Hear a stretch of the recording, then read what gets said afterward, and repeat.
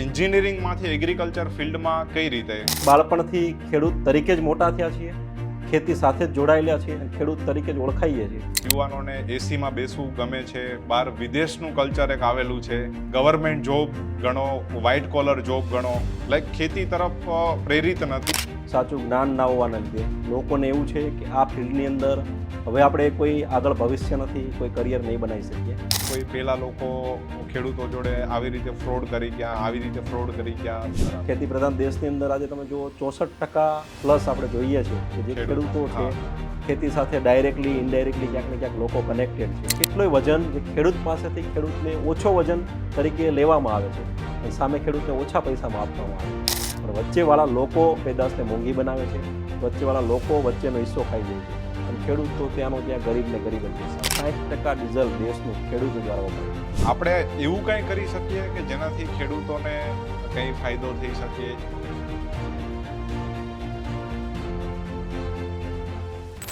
Hello friends, હું મિલન પટેલ. સ્વાગત છે તમારું આજના પોડકાસ્ટની અંદર. તમે સોશિયલ મીડિયા ઉપર અલગ અલગ ટોપિક ઉપર ઘણા બધા પોડકાસ્ટ સાંભળેલા હશે, પરંતુ આજે આપણે એક એવા ટોપિક ઉપર ડિસ્કસ કરવાના છીએ લાઈક જેને કહેવાય છે જગતનો તાત, જેનો આપણે 3 ટાઈમ અન્ન ખાઈએ છીએ, લાઈક ખેડૂત. અને ખેડૂતની વાતો અને ખેડૂત અને આમ જનતા વચ્ચેનું શું કનેક્શન હોવું જોઈએ એ આજે આજના પોડકાસ્ટમાં આપણે ડિસ્કશન કરવાના છીએ. તો આજે આપણી વચ્ચે સ્પેશિયલ ગેસ્ટ છે કે જેમને એગ્રીકલ્ચરનો, ખેતીવાડીનો 8 વર્ષનો બહોળો અનુભવ છે. ખેડૂતોનું વચ્ચે જઈને છેલ્લા 8 વર્ષથી જે માણસ કામ કરી રહ્યા છે, લાઈક ખેતી કેવી રીતે સરળ થઈ શકે, ખેતીને કેવી રીતે સારું ઉત્પાદન લઈ શકો, અને ઘણા બધા લોકોને એમને જૈવિક ખેતી તરફ વાળેલા છે, કેવી રીતે જૈવિક ખેતી કરી શકીએ. તો આવા એગ્રીકલ્ચર એક્સપર્ટ આજે આપણી વચ્ચે અવેલેબલ છે. તો આવો આપણે એમનું સ્વાગત કરીએ. હરસાંગ પટેલ સાહેબ, સૌપ્રથમ સ્વાગત છે સાહેબ આપનું આપણા પોડકાસ્ટની અંદર. ખૂબ ખૂબ આભાર મિલનભાઈ. ખેતીની કેટલી વાતો કે જે વાતોથી આજે આમ જનતા અજાણ છે. ક્યાંક ને ક્યાંક ખેડૂતોના પ્રશ્નો સરકાર નહીં સાંભળતી કે ના ખેડૂતોના પ્રશ્નોને કોઈ સારી વાચા આપી શકે એવું પ્લેટફોર્મ આજ સુધી મળ્યું નથી. તો આ પ્લેટફોર્મ થ્રુ અમારી એવી ટ્રાય રહેશે કે ખેડૂતોને આપણે વાચા આપીએ ખેડૂતોના પ્રશ્નોને અને ખેડૂતોના પ્રશ્નોના અમુક નિરાકરણ તરફ જઈએ. સરસ. સાહેબે પોતાનું લાઈક વાત કરી, થોડોક ઇન્ટ્રોડક્શન ઊભી આપી દઉં. સાહેબ પોતે એન્જિનિયરિંગ ફિલ્ડથી છે, પોતે કેમિકલ એન્જિનિયરિંગ કરેલું છે. તો સૌપ્રથમ સાહેબ આપને પહેલો સવાલ એ છે કે એન્જિનિયરિંગ ફિલ્ડમાં લાઈક તમે કરેલું છે, એટલું બધો એમાં ભવિષ્ય બી છે એન્જિનિયરિંગ ફિલ્ડમાં, અને છતાં તમે એન્જિનિયરિંગમાંથી એગ્રીકલ્ચર ફિલ્ડમાં કઈ રીતે, આ થોડીક આપણે ચર્ચા કરશો તો? એ સૌથી મેઇન વસ્તુ છે કે એન્જિનિયરિંગ કર્યા પછી એન્જિનિયરિંગ છોડી અને એ વસ્તુ આખું ક્ષેત્ર બદલું, ફિલ્ડ બદલું, એનું સૌથી મેઇન 2 કારણો હતા. એક કે જે બાળપણથી જે ઉછેર થયો છે એક ખેડૂત પુત્ર તરીકે, ખેતી બાળપણથી જોઈએ છીએ, આજુબાજુમાં બધા લોકો ગામમાં બધા જે ખેતી કરે છે અને ક્યાંક ને ક્યાંક ખેતીની અંદર જેમને સફળતા નથી મળતી, એની સાથે મેઇન વસ્તુ બીજી કે જો કદાચ જોવા જઈએ ધંધાકીય રીતે, તો ધંધાકીય રીતે ખેતી એક બહુ મોટું ફિલ્ડ છે. આજે ભારત એક ખેતી પ્રધાન દેશ છે. ખેતી પ્રધાન દેશની અંદર આજે તમે જુઓ 64% પ્લસ આપણે જોઈએ છીએ કે જે ખેડૂતો છે ખેતી સાથે ડાયરેક્ટલી ઇનડાયરેક્ટલી ક્યાંક ને ક્યાંક લોકો કનેક્ટેડ છે. એટલે બંને કારણો હતા. એક કે બાળપણથી ખેડૂત તરીકે જ મોટા થયા છીએ, ખેતી સાથે જ જોડાયેલા છીએ અને ખેડૂત તરીકે જ ઓળખાઈએ છીએ.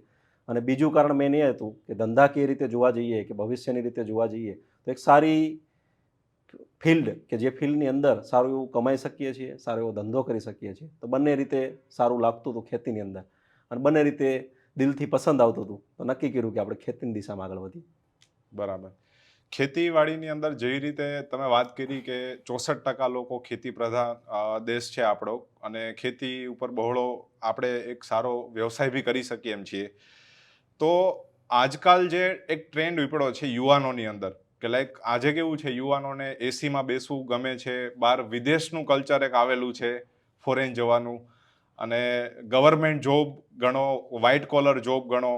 તો આ બધા કલ્ચર વચ્ચે આજના યુવાનો લાઈક ખેતી તરફ પ્રેરિત નથી, લાઈક તમે જેવી રીતે પ્રેરિત થયા. તો એ ટોપિક વિશે તમે કંઈ ચર્ચા કરવા માંગતા હોય? એમાં તો ઘણા પરિબળો જવાબદાર છે, પણ સૌથી મેઇન જો જોવા જઈએ ને તો એક જ કે ક્યાંક ને ક્યાંક ખેતીની સાચી માહિતી ના હોવાના લીધે, સાચું જ્ઞાન ના હોવાના લીધે લોકોને એવું છે કે આ ફિલ્ડની અંદર હવે આપણે કોઈ આગળ ભવિષ્ય નથી, કોઈ કરિયર નહીં બનાવી શકીએ. જેના લીધે લોકો એવું વિચારે છે કે અલગ અલગ ફિલ્ડ અપનાવીએ, પોતે પોતાની જમીન ખેતી છોડીને અલગ અલગ ફિલ્ડમાં જાય છે. દેશ પોતાના સગાવાલા બધાને છોડીને દેશ છોડીને અલગ દેશ બાજુ પણ આગળ વધે છે લોકો, બરાબર. એટલે એ એક સૌથી મેન કે ખેતીમાં આવક કોઈ દેખાતી નથી અને પૂરું જ્ઞાન નથી કે આવક ખરેખર છે કે નહીં. જેના લીધે પોતાને એવું લાગે છે કે ખેતીની અંદર હું કંઈ નહીં કમાઈ શકું અને હું કંઈ ના કમાવાનું જ્યારે મને લાગવા મળે ત્યારે હું કંઈક ને કંઈક અલગ રસ્તાઓ અપનાવતો હોય અને એના લીધે લોકો અલગ રસ્તાઓ અપનાવે છે. પણ જો હું મારી દૃષ્ટિએ જોવા જાઉં અને મેં જે જોયું છે, પોતે અનુભવ જે કરેલો છે છેલ્લા 8 વર્ષની અંદર, 8 વર્ષથી આ ક્ષેત્ર સાથે જોડાયેલો છું, તો એના ઉપરથી હું એટલું જ કહી શકું કે બે સૌથી મેન આપણા દેશની તાકાત કહેવાય. એક ખેડૂત અને ખેતી પ્રધાન દેશ છે અને બીજી સૌથી મોટી આપણી જે તાકાત કહેવાય એ છે યુવાધન. આખી દુનિયાની અંદર સૌથી વધુ યુવાધન ધરાવતો દેશ એટલે ભારત દેશ છે. જો ભારતનો યુવા ખેતી બાજુ વળે, ખેતી બાજુ ઘણા અલગ અલગ રસ્તાઓ અપનાવી શકે, ખેતીની પ્રોડક્ટ થ્રુ કામ કરી શકે, ખેતીમાંથી જે ઉત્પાદન પેદા થાય છે એને એક્સપોર્ટ કરવાનું કામ, એવા ઘણા રસ્તાઓ એ અપનાવી શકે છે. ઘણા અલગ અલગ રસ્તાઓ થ્રુ પણ સારી એવી આવક કમાઈ શકે છે.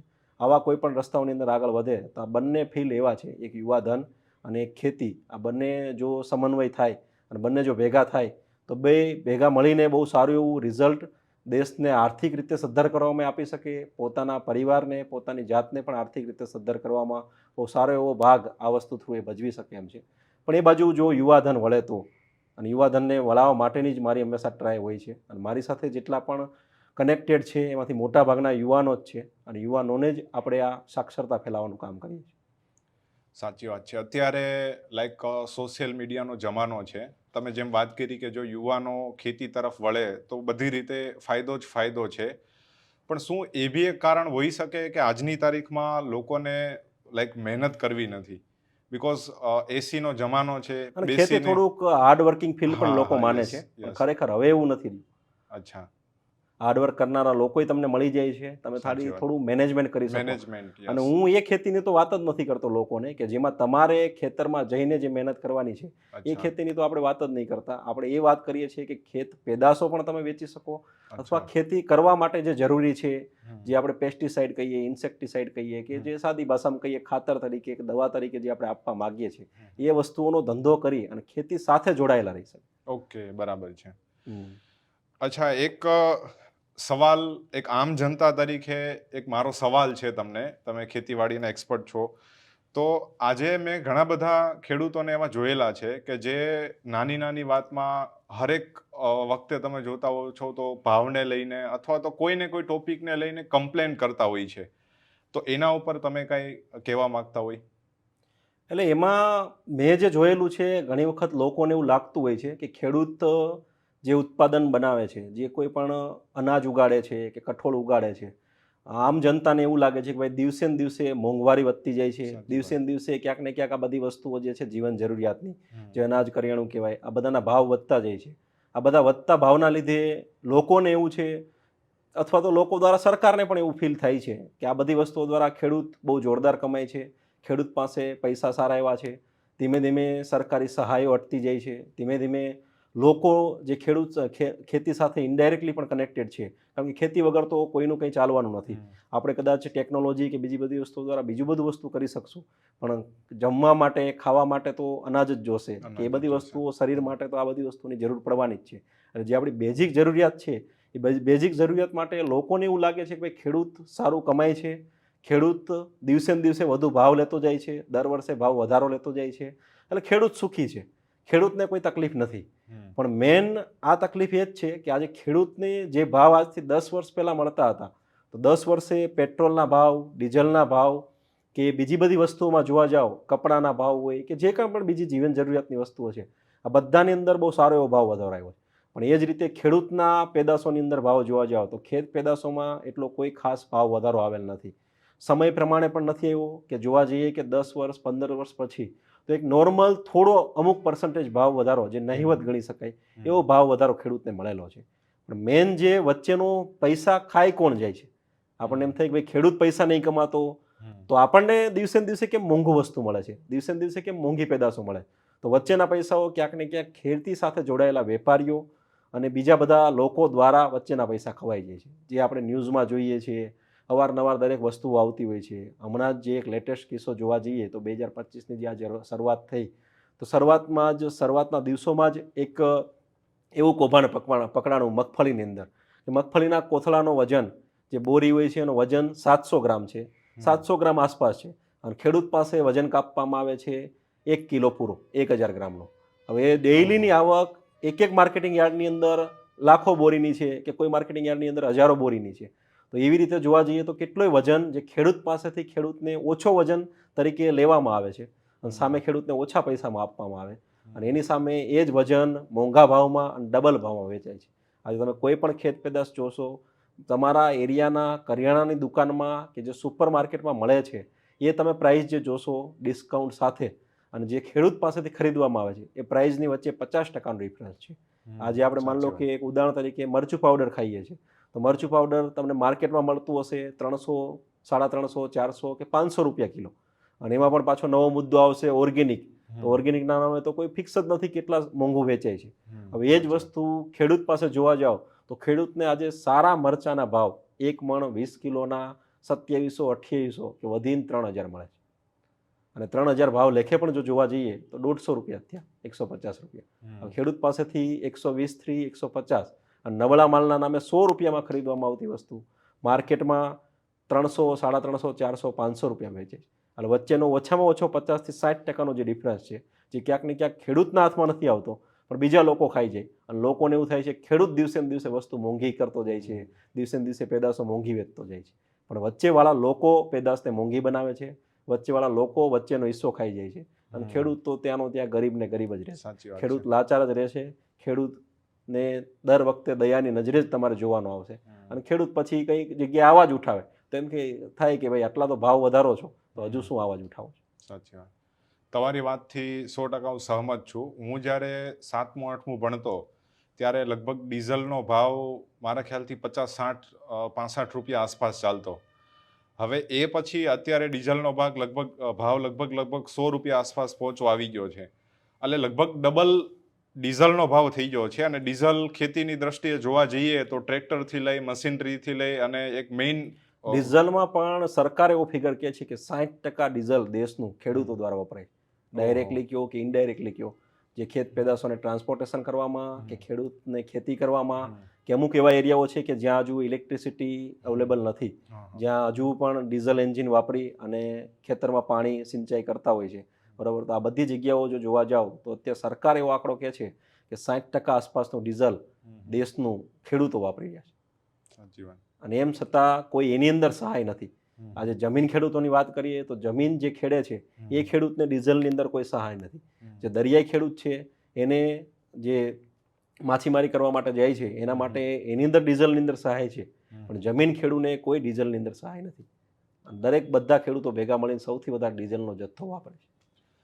તો આનું તમારા મત પ્રમાણે મુખ્ય કારણ શું હોઈ શકે એમ કે બધી વસ્તુમાં ભાવ વધારો થઈ રહ્યો છે, તો ખેડૂતોનો એક યુનિયન આપણે જોઈએ, જેમ કે હું ઘણી વખત જોતો હોઉં છું કે કોઈ સિટીમાં અમુક રિક્ષાવાળા હોય છે, એ લોકોનું બી એક યુનિયન હોય છે કે એ લોકો નક્કી કરે કે ચલો આપણે હવે જે શટલ ભાડાના 10 રૂપિયા 20 રૂપિયા લઈએ છીએ, હવે આપણે એના 30 કરવા છે, તો એટલા લોકો ભેગા મળીને બી જો એક નક્કી કરે છે કે ચલો આપણે ભાવ વધારો કરવો છે તો એ લોકો કરી શકે છે. તો ખેડૂતનું સામે આટલું મોટું યુનિયન છે, આટલા બધા પ્રમાણમાં લોકો ખેતી કરે છે, છતાં ખેડૂતોને કયું એવું પરિબળ છે કે એને જે ભાવ જોઈએ છે એ મળતો નથી?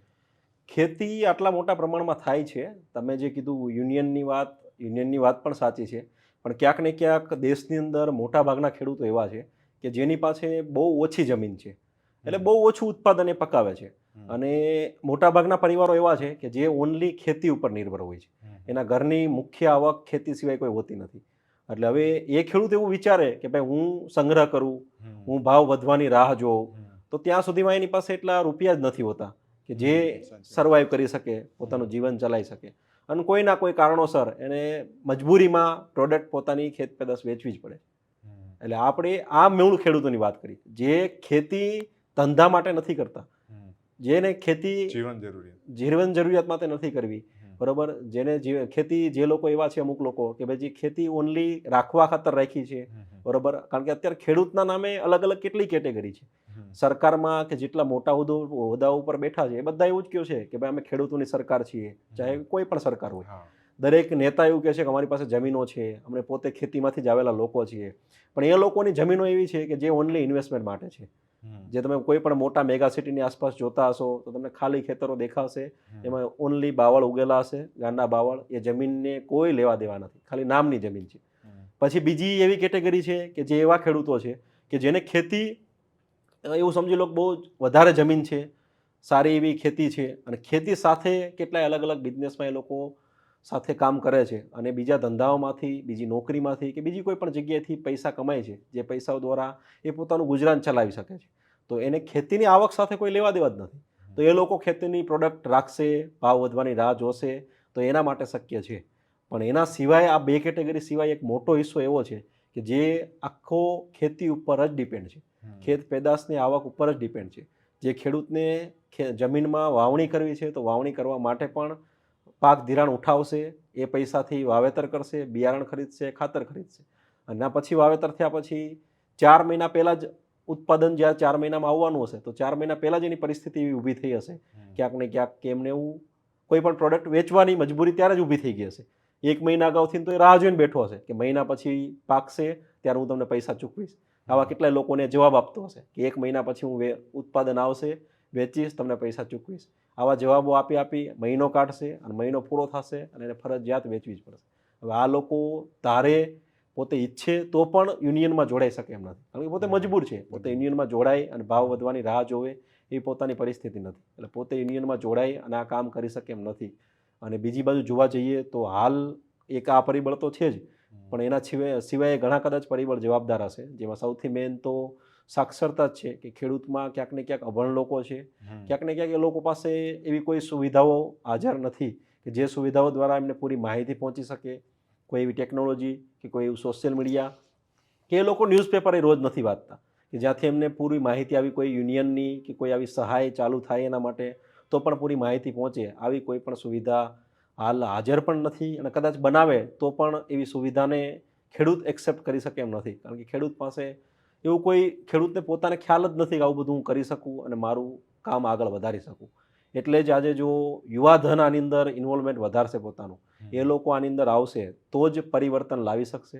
બાકી પરિવર્તન વગર અત્યારે એવી હાલત છે કે ખેતી શબ્દ ધીમે ધીમે ઇન્ડિયાની અંદરથી લુપ્ત થતો જાય છે, અને ખેતી જો લુપ્ત થઈ જશે તો ભલે ભારત આજે ખેતી પ્રધાન દેશ રહ્યો, પણ ભવિષ્યમાં પરિસ્થિતિ એવી પણ ઊભી થશે આવનારા વર્ષોની અંદર કે આપણે અનાજ, કઠોળ જે આપણે સૌથી વધારે ઉગાડતા હતા અત્યાર સુધીના વર્ષોની અંદર, આપણે જે આખી દુનિયાને ખવડાવતા હતા એ વસ્તુ આપણે પણ કદાચ બહારથી ક્યાંયથી મગાવવી પડશે.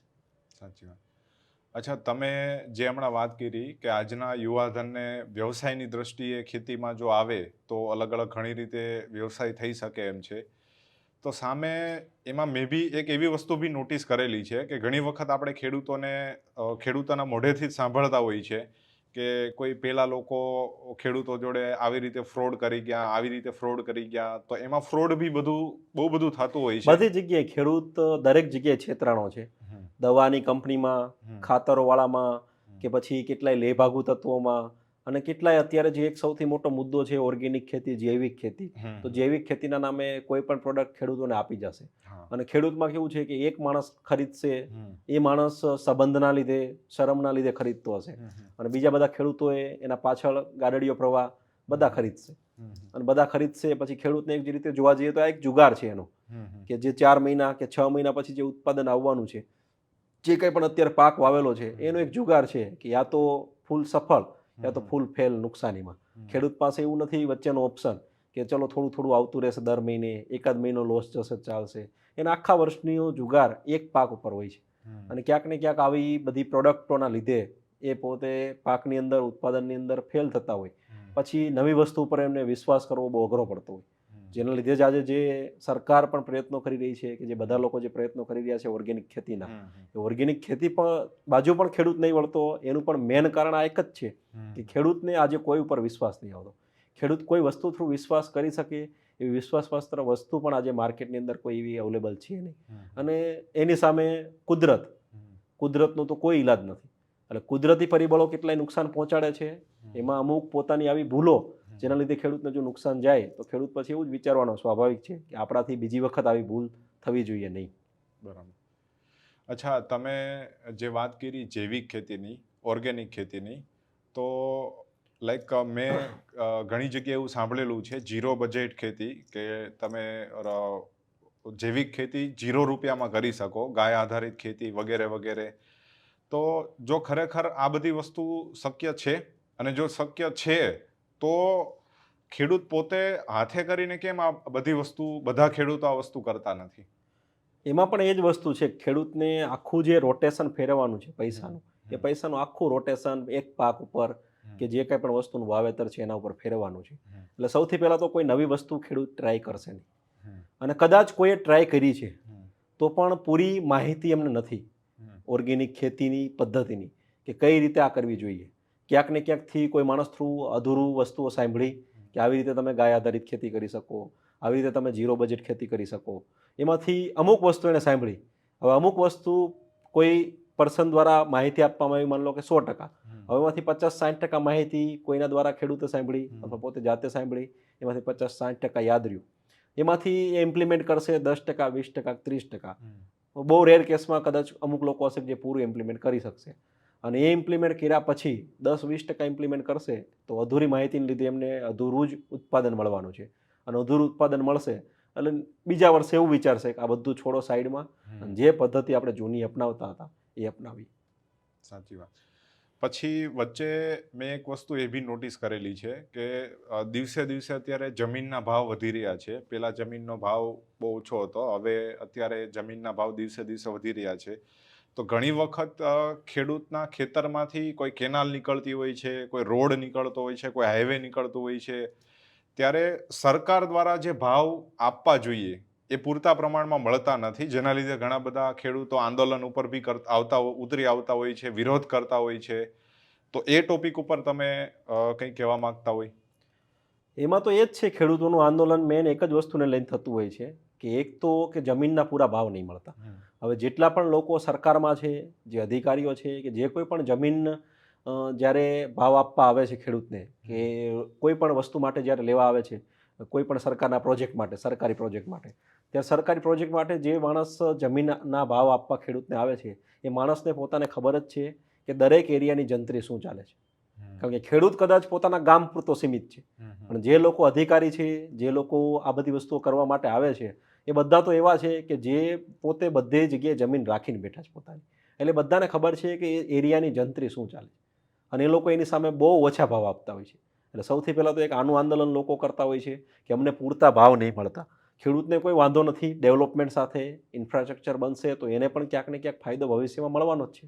પણ ખેડૂતને વાંધો એક જ વસ્તુનો છે કે એક તો પૂરતા ભાવ નહીં આપતા, બરાબર, અને પૂરતા ભાવ ના આપવા છતાં બીજી વસ્તુ કે એ લોકોને એ નહીં ખબર હોતી કે રોડ માનલો કે નીકળે છે, કે કદાચ કોઈ કેનાલ નીકળે છે, કે કોઈ પણ વસ્તુ આવો સરકારી પ્રોજેક્ટ નીકળે છે, તો એવા સરકારી પ્રોજેક્ટની અંદર એ લોકોને પૂરતું એ જ્ઞાન નથી હોતું કે ભૌગોલિક હાલત એ ખેતરની, એ જગ્યાઓની શું છે.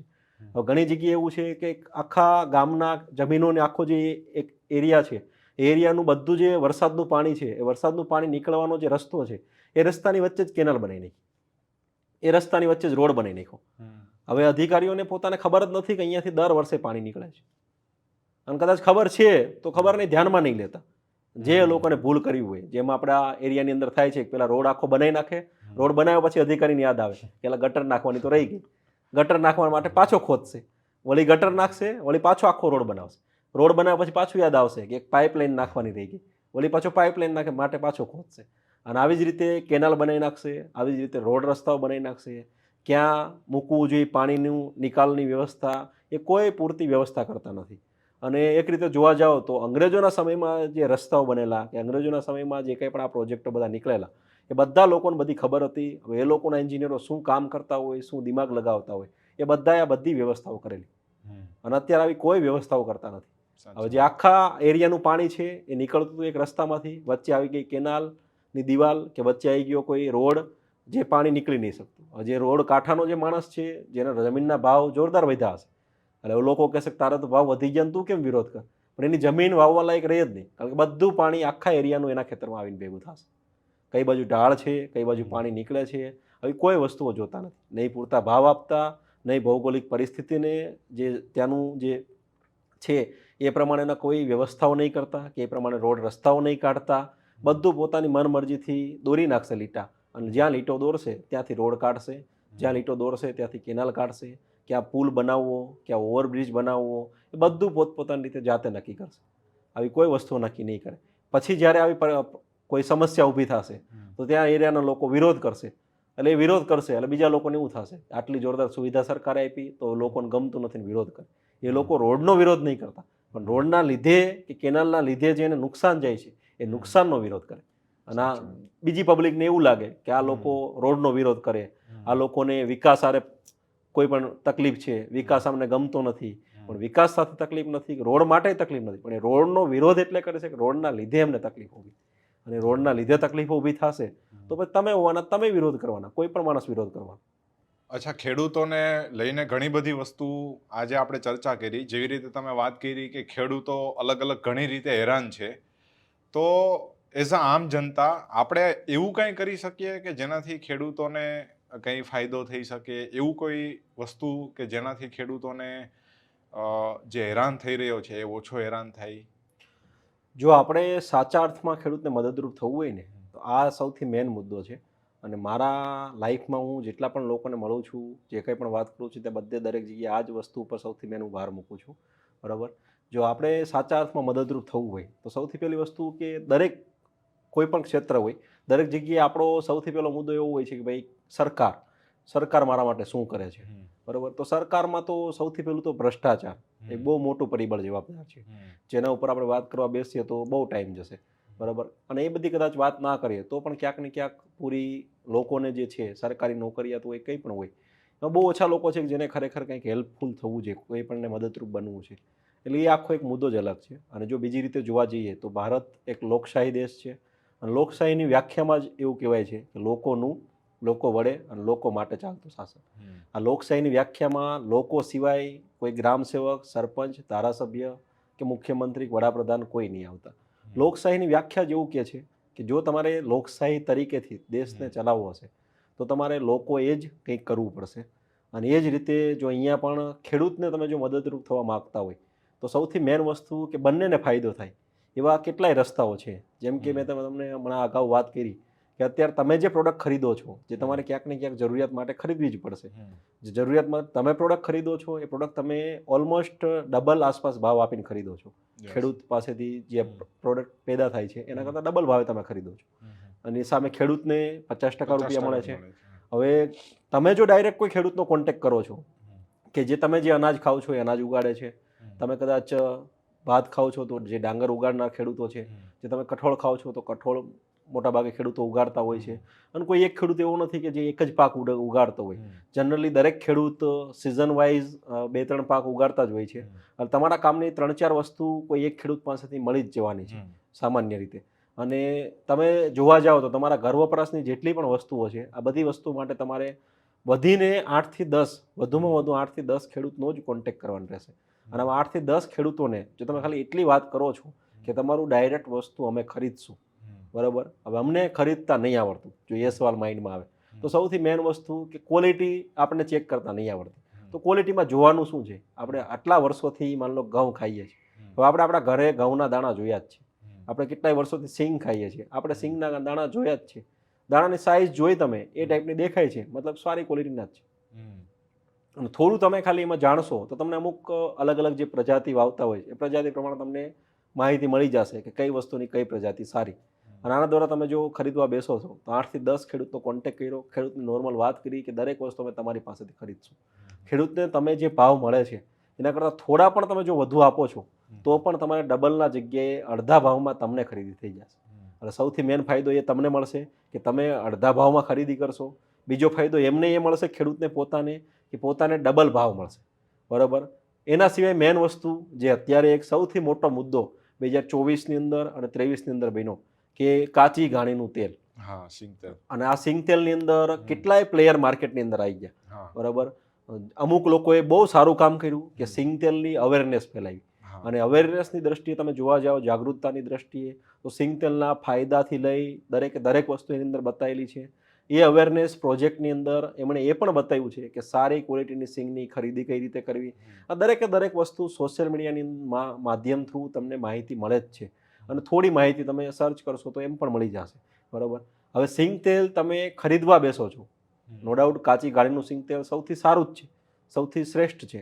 કે તમે કોઈ પણ બીજું તેલ પણ ખરીદવા ઈચ્છો છો સિંગ તેલ સિવાય પણ, તો દરેક તેલ તમે ખરીદશો તો સ્વાભાવિક છે કે ખેડૂત પાસેથી કોઈ ગાણાની અંદર ગઈ પ્રોડક્ટ, એ ગાણાવાળાએ થોડો નફો કમાણો, થોડો બીજા બધા લોકોએ નફો કમાણો, અને ફરતા દરેક પ્રોડક્ટ પહોંચી તમારી પાસે, તમારા ઘરે કે આજુબાજુની દુકાનમાં.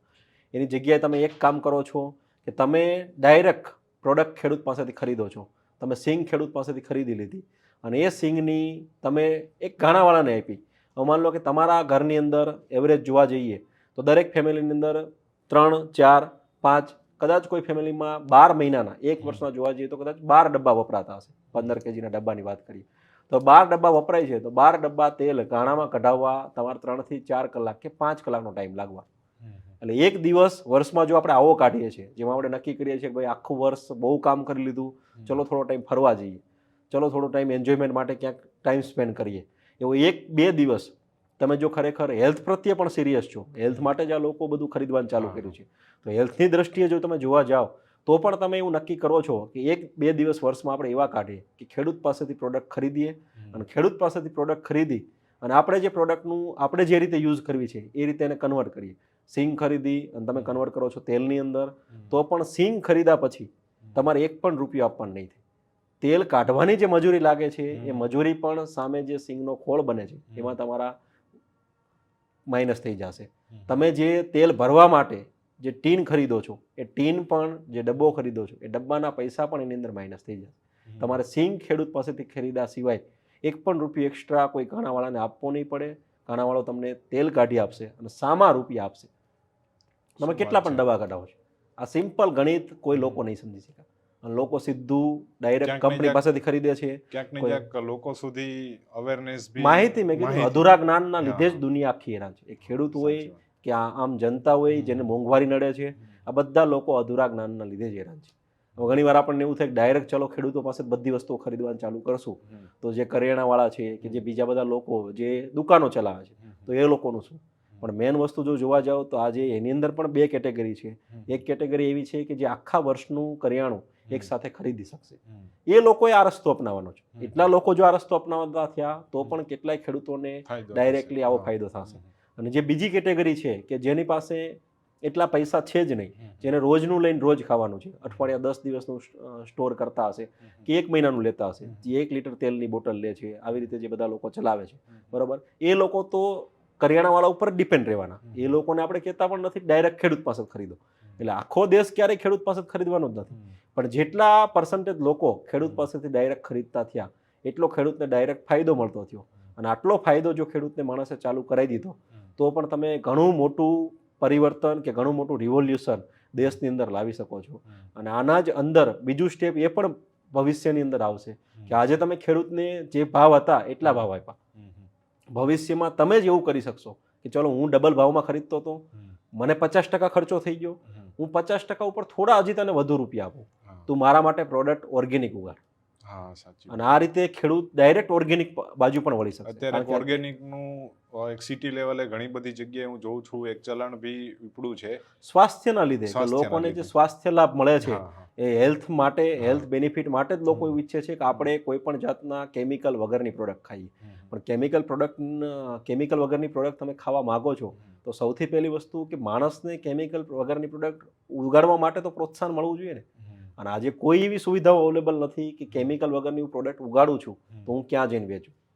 કારણ કે આજે માર્કેટમાં ઓર્ગેનિકના નામે જે લોકો વેચે છે એને તો હું પહોંચી જ નહીં વળવાનો ખેડૂત તરીકે. લાઈક તમે જે વાત કરી, એક વચ્ચે રોકવા માંગુ છું કે ઓર્ગેનિકના નામે જે બધું સેલ કરવામાં આવે છે, તો ઘણી વખત લોકોને કેવો સવાલ હોય છે કે આ વસ્તુ ખરેખર ઓર્ગેનિક છે કે નહીં, એનું કોઈ માપદંડ હોય છે? એનું હાલ તો કોઈ એવી સુવિધા અવેલેબલ નથી કે તમે ડાયરેક્ટ જાતે ચેક કરી શકો કે આ વસ્તુ ઓર્ગેનિક છે કે નહીં. બરાબર. આ વસ્તુ એક જ વસ્તુ ઉપર ચાલવાની છે, ટ્રસ્ટ ઉપર.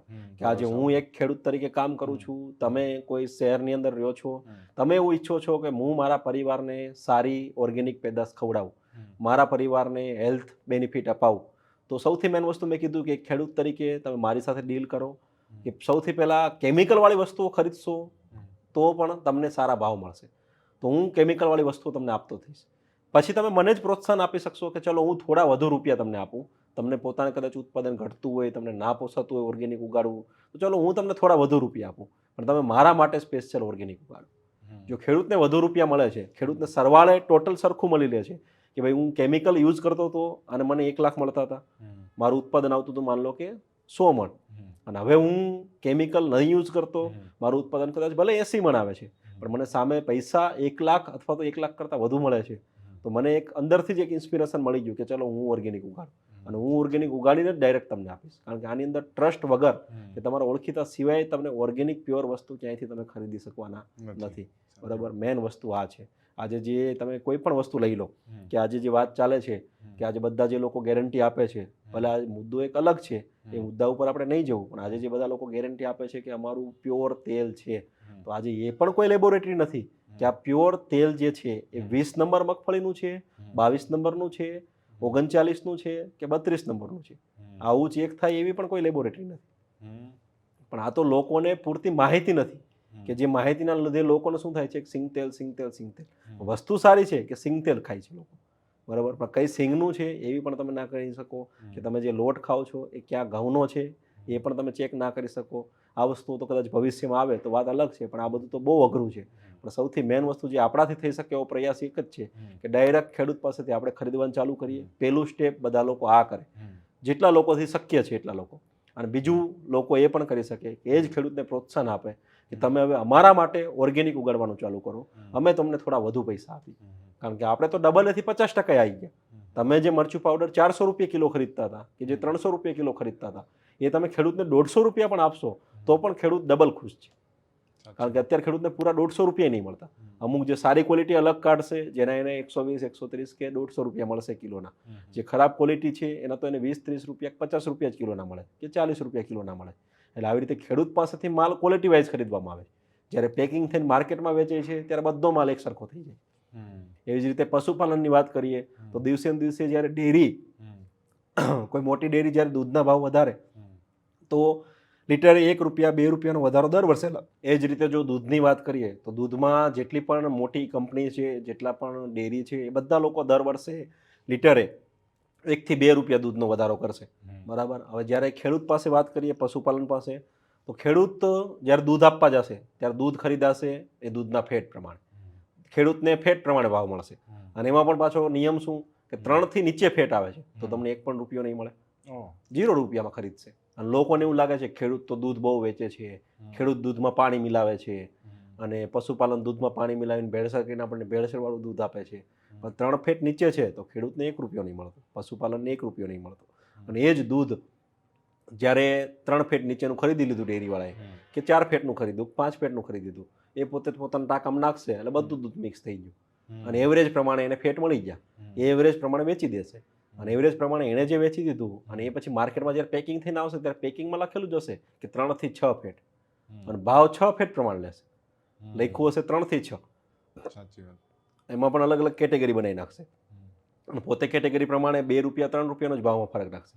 પણ ખેડૂતને જો 4 ફેટ આવે છે તો 4 ફેટ પ્રમાણે ભાવ જે મળશે અને 8 ફેટ પ્રમાણે જે ભાવ મળશે એમાં 50%નો ફરક હશે. સીધું 8 ફેટ પ્રમાણે ડબલ ભાવ મળતા હશે તો 4 ફેટ પ્રમાણે એના અડધા ભાવ મળશે. અને એ જ દૂધ માર્કેટમાં બધું એક સરખા ભાવે વેચાશે. આની અંદર પણ જો લોકો ડાયરેક્ટ ખેડૂત પાસે ખરીદવાનું ચાલુ કરે તો ફાયદો મળશે. એટલે સૌથી મેઇન એક જ વસ્તુ છે કે બને એટલી પેદાશ ડાયરેક્ટ ખરીદવાની પસંદગી કરો, ડાયરેક્ટ ખેડૂતોનો સંપર્ક કરો. તો એ સૌથી મોટો એક રિવોલ્યુશન આપણે જાતે લાવી શકીએ. એટલે જ હું કહું છું કે જેટલા આવા રસ્તાઓ અપનાવશે લોકો કે ડાયરેક્ટ અપનાવે, અને આના માટે યુવાધનનો સૌથી મોટો સપોર્ટની જરૂર દેશના ખેડૂતોને અને દેશની આમ જનતાને બધાને પડશે. આ જેટલા લોકો આની અંદર ઇન્વોલ્વ થશે એનાથી ફાયદો મળશે. અને બીજું કે જેટલું ડાયરેક્ટ તમે ખરીદશો એટલો તમને સૌથી સારો ફાયદો મળશે. એના પછી બીજું સ્ટેપ આપણે કરી શકીએ કે એ જ ખેડૂતને આપણે ઓર્ગેનિક માટે પ્રોત્સાહિત કરી શકીએ અને એ જ ખેડૂતને આપણે ઓર્ગેનિક બાજુ વાળી શકીએ. કારણ કે મારી તો એવી જ ટ્રાય હોય છે કે સૌથી પહેલું ઉત્પાદન ઘટવું ના જોઈએ. ખેડૂતને જેટલી પણ હું ખેતી પદ્ધતિ સમજાવું છું એની અંદર એક પણ રૂપિયો ઘરે ઓછો ના આવવો જોઈએ. સૌથી પહેલી ટ્રાય એ. બીજો અમારો ટાર્ગેટ એ હોય છે કે ઉત્પાદન ના ઘટે અને ખર્ચો આપણે ઓછો કરીએ. અને પછી અમારું સૌથી મેઇન વસ્તુ એ હોય છે કે ઉત્પાદન પણ ના ઘટે, ખર્ચો થોડો ઓછો થાય અને એની સાથે ઓર્ગેનિક બાજુ વળીએ. બને એટલું જમીનને સુધારીએ, બને એટલું પર્યાવરણને ફાયદો થાય એવું કરીએ અને બને એટલું માનવ સમાજને ફાયદો થાય એટલું કરીએ. કારણ કે જે બીમારીઓ અત્યારે આવી રહી છે એ બીમારીઓને કોઈ રોકી નહીં શકે. અને એ બીમારીઓને રોકવા માટે સૌથી મેઇન વસ્તુ કે રોગ મુક્ત બનવું છે તો સૌથી પહેલા ખેતીને જ કેમિકલ ફ્રી કરવી પડશે. જ્યાં સુધી કેમિકલ ફ્રી નહીં થાય ત્યાં સુધી કંઈ નહીં થાય. વચ્ચે એક સોશિયલ મીડિયાની અંદર એક વિડીયો મેં જોયો હતો, કંઈક વૈષ્ણવ પરિવાર હતું, જૈન પરિવાર સમથિંગ, વૈષ્ણવ યા ફિર જૈન પરિવાર. હવે જનરલી આ લોકો બહારનું એટલું બધું ના ખાતા હોય, લસણ ડુંગળી ના ખાતા હોય, બહાર જાય તો પાણી બી લઈ જતા હોય છે ઘરનું, અને સમથિંગ 4 લોકોનું પરિવાર હતું અને કંઈક 3 લોકોને એમાંથી કેન્સર થયા. અને કંઈક કારણ એવું સાબિત થતું હતું કે એ લોકો અઠવાડિયામાં 3 થી 4 વખત ભીંડાનું શાક ખાતા હતા અને શાયદ સૌથી વધારે પેસ્ટિસાઇડનો ઉપયોગ એની અંદર જ થઈ રહ્યો હોય છે, ભીંડાની અંદર, શાકભાજીની અંદર. તો આ બી એક મુદ્દો તમે જેમ વાત કરી એમ સાચો છે કે જો ડાયરેક્ટ આપણે ખરીદવાનું ચાલુ કરીએ તો એક સાચું મળશે. અને ઘણી વખત સોશિયલ મીડિયામાં મેં એવું બી જોયેલું છે, લાઈક તમે વાત કરી એટલે મને અમુક એવા વિડીયો રીલ્સ મારફતે યાદ આવી રહ્યા છે કે ઘણી વખત કેળા ડાયરેક્ટ ખરીદવામાં આવતા હોય છે, પહેલાં પાણીની અંદર બોળી દે કેમિકલવાળા પાણીમાં, અને બીજા દિવસે ડાયરેક્ટલી પાકી જતા હોય છે. અમુક એવા ઇન્જેક્શન લગાડવામાં આવતા હોય છે શાકભાજીની અંદર કે જેના લીધે બીજા દિવસે ડાયરેક્ટલી પાકી જતા હોય છે. તો એક વિન વિન કન્ડિશન છે એ સાબિત થઈ શકે તમારા મત પ્રમાણે. તો આજના પોડકાસ્ટ ઉપરથી સાહેબે જે રીતે વાત કરી એ પ્રમાણે ખેતીની અંદર ખેડૂતોના સવાલો, આમ જનતા દ્વારા ખેડૂતોને શું ફાયદો થઈ શકીએ, એ બધા ટોપિક ઉપર આપણે બેઝિક ટોપિક ઉપર ચર્ચા કરેલી છે. અને સાહેબની વાતોથી પર્સનલી મને ખેતી ઉપર થોડોક વધારે રસ જાગી રહ્યો છે અત્યારે. અને જેમ સાહેબ જે વસ્તુ માટે એક્સપર્ટ છે, જૈવિક ખેતી માટે, કે કઈ રીતે તમે આસાનીથી જૈવિક ખેતી કરી શકો, કઈ રીતે તમે રાસાયણિક કરતાં, જેમ કે અમારો પોડકાસ્ટ ચાલુ થયો એની પહેલાં અમારે એમનામ ચર્ચા ચાલતી હતી તો સાહેબ વાત કરતા હતા કે રાસાયણિક કરતાં 50% ઓછા ખર્ચામાં જૈવિક ખેતી થઈ શકે છે. યસ, બિલકુલ સાચું સાંભળી રહ્યા છો તમે. તો કઈ રીતે ખેતીને વધારે આસાન બનાવી શકીએ, કઈ રીતે ઓછા ખર્ચે એક સારું ઉત્પાદન લઈ શકીએ, એ તમામ ટોપિક ઉપર આપણે અલગથી સાહેબ પાસે ટાઈમ લેશું અને અલગથી એના ઉપર એક સ્પેશિયલ પોડકાસ્ટ આપણે બહુ જલ્દી આ ચેનલ ઉપર લાવીશું. જો તમે ફર્સ્ટ ટાઈમ આ ચેનલ ઉપર છો, ફર્સ્ટ ટાઈમ આ પોડકાસ્ટ આ ચેનલ ઉપર સાંભળી રહ્યા છો અને હજુ સુધી તમે આ ચેનલ સબસ્ક્રાઇબ નથી કરેલી તો જરૂરથી અચૂકથી સબસ્ક્રાઇબ કરી લેજો. બિકોઝ આવી અવનવી ટોપિક ઉપર અને અવનવી જાણકારી અમે લઈને આવતા રહીશું. Thank you.